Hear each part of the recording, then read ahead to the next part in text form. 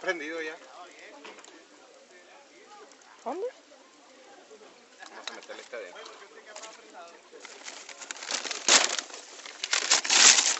Lo bueno que se llevaron mis hojas. ¿Qué? Las hojas. ¿De qué hoja? Las hojas de... Ah, para no prenderla con su Sí. ¿Sí puedes levantar esa voz? Ahorita la levanto. Aquí son. Corta.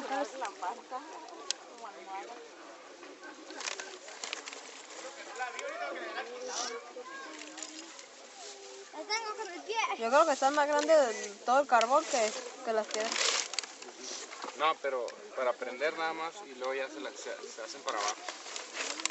Se hace casita. Eso sí, para que se prendan todo el carbón. Luego ya. Pueden hacer recámara, cocina, ándale. Pueden hacer una recámara, cocina, sala. ¿En dónde?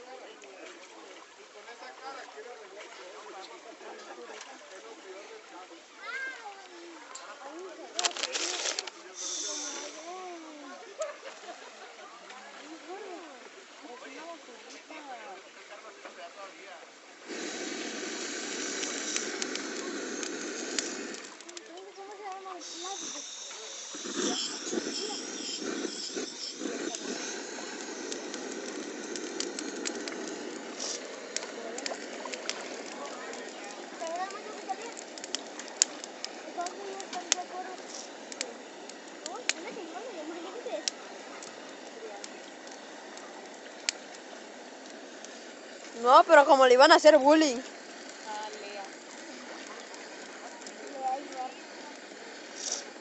Lea Ibarra. Lea Ibarra Tetolo.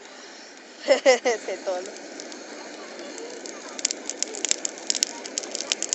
¡Auch! Póngale pegamento.